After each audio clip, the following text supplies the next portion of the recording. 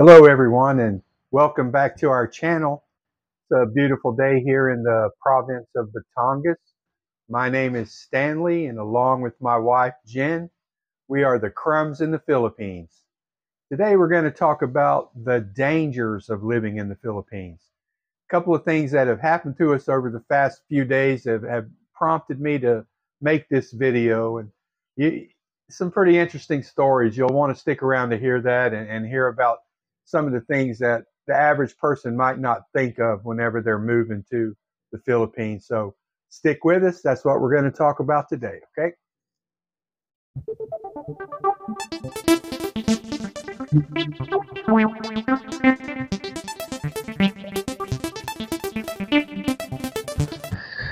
Welcome back and thanks for joining us again today. We always appreciate you dropping by and watching our videos.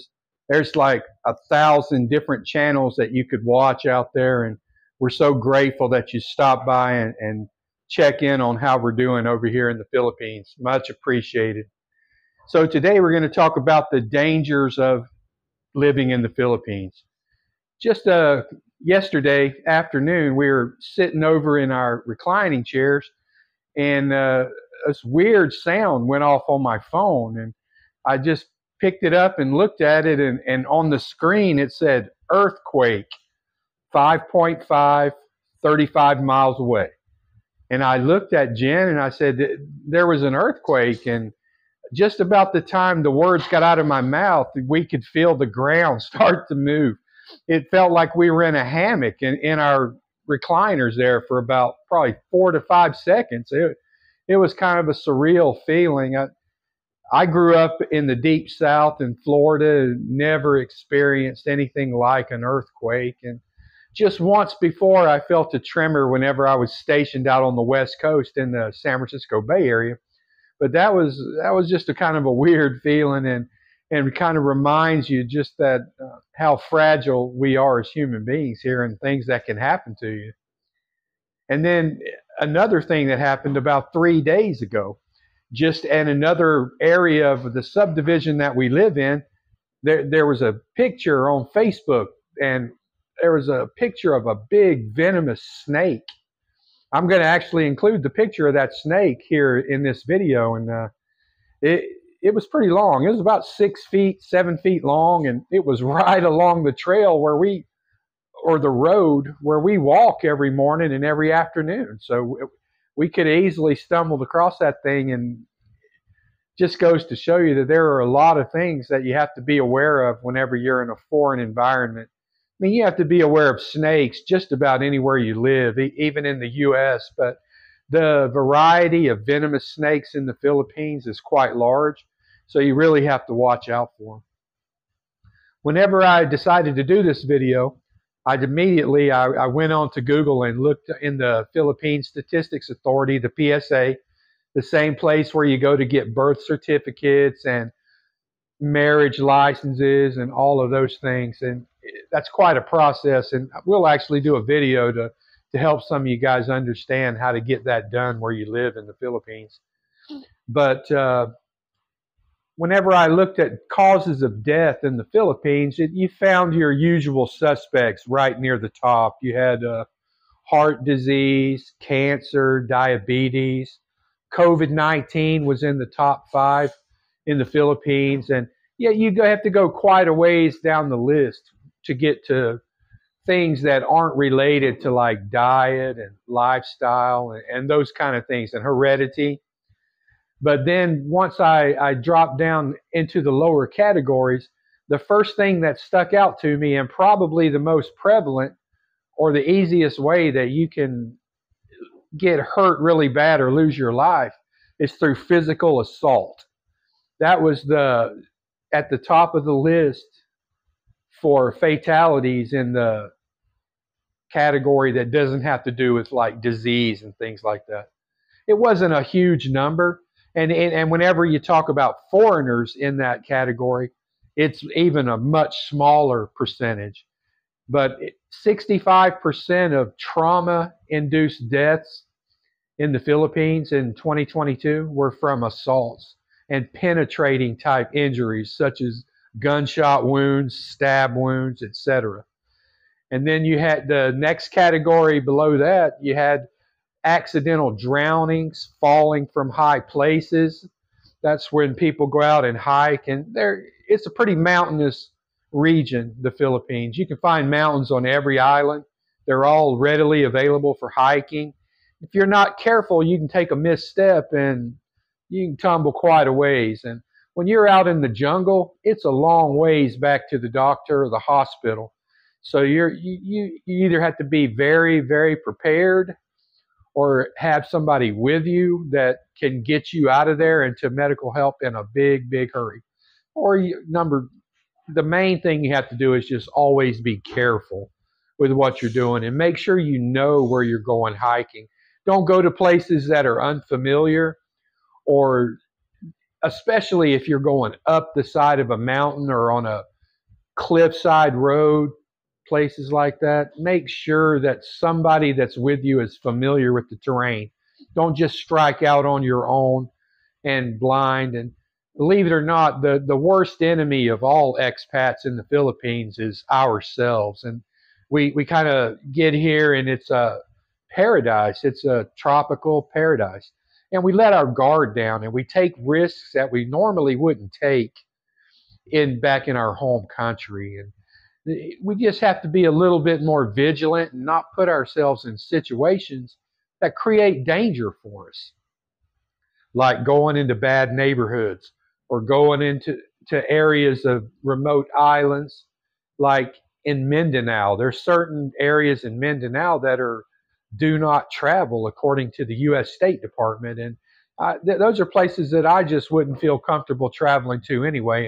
And that dates all the way back to my days when I visited here in the Navy back in the 1980s. Those same areas in Mindanao were occupied by guerrillas, rebels, Muslim extremists, people that are not too friendly to Westerners. So you just want to kind of be aware where those areas are and don't willingly put yourself in that situation. Okay? Another thing that you have to be very vigilant about, we already talked about snakes, but there are other animals and insects that you need to be very aware of as well. And mosquitoes are the number one killer amongst animals in the Philippines because they carry malaria, dengue fever, both of which can be fatal if not treated pretty quickly, and just a host of other diseases that you have to worry about with mosquitoes. So always have some insect repellent. That's one of the things that you can pack in your balikbayan box or your suitcase when you're coming over here, is a good lotion that's mosquito repellent, and also a very good sunscreen, because sunscreen is expensive when you can find it here. And most Filipinos don't use sunscreen, so it's not a readily available product. And it's really hard to come by the higher SPFs that a lot of us light-skinned people really need to have on when we're out here. So with snakes and mosquitoes, be careful. Those things can get you. Another one that most people don't really think of, and I know I didn't think of it, and it's a common sense item that you'd think most people would know instinctively, but is the Philippines is full of coconut palm trees. These things are very tall and just full of coconuts almost all of the year. And if you happen to be standing underneath a coconut tree when one of those things lets loose and falls to the ground and it strikes you in the head, it can seriously injure you or kill you, depending on how high up it's falling. I'm very leery of coconut trees. I don't walk under them. I never sit at a table or anywhere near where a coconut could drop on my head. And I've seen too many times where that happens to people, and they just forget where they are and they're not aware of their surroundings. And once again, we just have to be vigilant and not put ourselves in harm's way. If we take care of ourselves and we're very careful about what we're doing, normally we can take care of a lot of these things. The next category, and this was pretty high up on the list in the PSA, was traffic accidents. That's for trauma patients. That's about 30% of the trauma seen in emergency rooms and hospitals around the Philippines come from collisions out on the highway. So that's just another thing. Be a vigilant driver. Be careful. We talked about the traffic laws and how the locals drive in a previous video. You just have to, never depend on someone else to do the right thing out on the road. Always be prepared and have an exit strategy at all times. I know when I'm on my scooter, I always have a way to get off the road, even if I have to ditch. To me, ditching over on the side is, I have a much greater chance of survival than trying to take on an automobile out on the road. Another one of the dangers of the Philippines is foodborne illness that you need to be aware of. There are thousands upon thousands of mom and pop beside the road places where you can stop and get food to eat, and it's very cheap, and a lot of it is very tasty. But you have to be very, very careful when you're doing so. A lot of places don't cover their food. I know Jen won't even look at a place that doesn't have their food covered. And she goes up and inspects the food and sees and asks them how long has it been out and when did you cook it. And, she's really good about taking care of me. And I really appreciate her for that.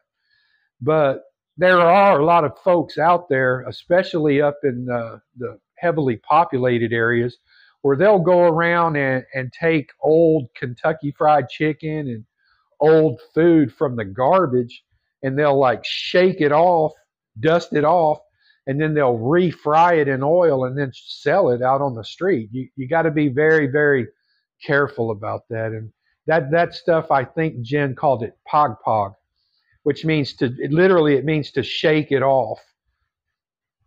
So you be careful. You can get really sick if you don't watch what you eat out here.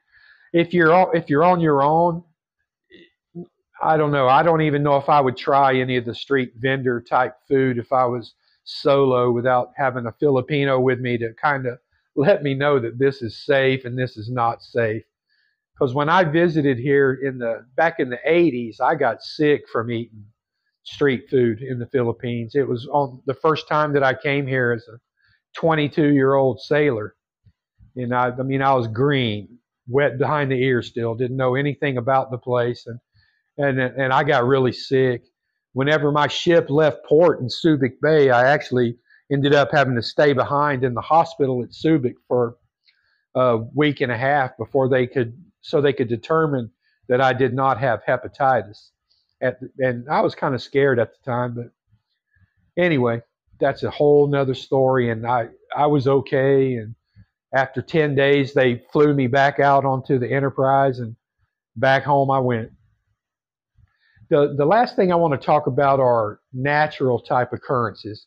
You have your geophysical type occurrences, and you have like meteorological occurrences. Meteorological are your typhoons and thunderstorms and floods from torrential rain and during the monsoon season and those kind of things. If you live on the coastline, especially if you're on the eastern side of any of the islands on the Philippines, you're going to be suspect to typhoons. Even in Lipa, where we're like right in the middle of Luzon, which is a good-sized island, we still get heavy winds and a lot of rain from typhoons.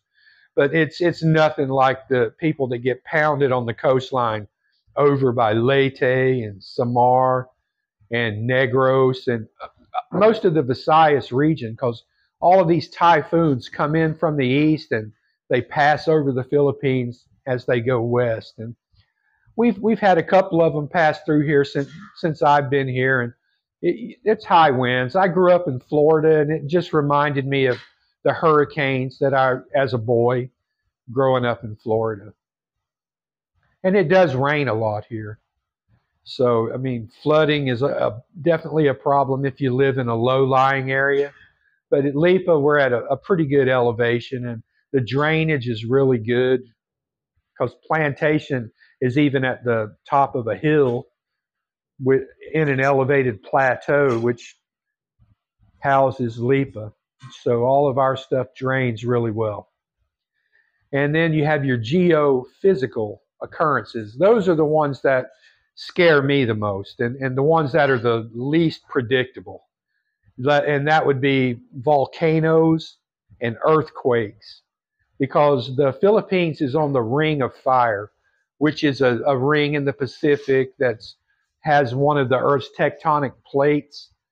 And I mean, the eastern part of it cuts through Hawaii, and then we're on the western part of it. It's actually the Philippine tectonic plate that gives us most of the activity. And there are some active volcanoes in the Philippines. And in Tagaytay, we were looking at the Taal volcano, which is active, and it's at alert level 1, which 0 is normal and dormant, and 1 means there is some activity. You get some steam, and you can almost every morning when you go out and look at the Taal volcano, you can see the steam coming out of it. And who knows if it's going to erupt or not. And, I always hope and pray that it will not, but we live far enough away that the initial blast and all of that stuff would probably not affect us too much. We might get some ash and stuff from the distance. But if the public officials should ever tell me that I need to move and go to another place for safety, you better believe that I'm definitely on the way out, packed, and we're going somewhere else to where it's safe. And earthquakes, they're just so unpredictable, and they happen all the time here. The one that happened yesterday, the epicenter was in Calatagan, the place that we visited just not too many days ago, and we videoed that journey. And it did a little bit of damage there. It was a 5.5 magnitude, and as I was saying, we definitely felt it here. I've never felt anything like that before. It was a weird feeling. It took me a few minutes to get over that queasiness that I felt after feeling my chair move under me. But the moral of the story is, outside of natural disasters, if you're vigilant and you use common sense, and we don't check our common sense at the airport when we get here, and we're like the kid in the candy store and we just forget everything and run through. You just take your time, know where you're going, understand your surroundings, be aware at all times. Don't sit under coconut trees. For me, I don't do a lot of hiking out in the jungle just because I'm not that I'm terrified of snakes, but I'm terrified of getting bitten and being 50, 60 miles away from the nearest doctor and not being able to get any treatment. But you just got to pick your activities carefully, and just be careful out there, and let's all stay safe and enjoy this beautiful place that is the Philippines. As always, we really, really appreciate you guys watching. It really makes it worthwhile. I love making videos. I don't know why that's true. I mean, I grew up way before the age of technology, and I always kind of shied away from it until I had no choice. To work in the education field at this day and age, you have to understand technology because it's a big part of the classroom now. But it was really hard for me at first to learn it, and I still struggle with it. My kids do 10 times more with technology than I do, and I ask them for advice all of the time. But anyway, guys, we appreciate you. Stay healthy, stay safe. If you ever make it to the Lipa City area, drop us an email. We'll buy you a cup of coffee and have a chat, and maybe you can come on here and we'll get on one of the videos. So we'll see you later. Take care.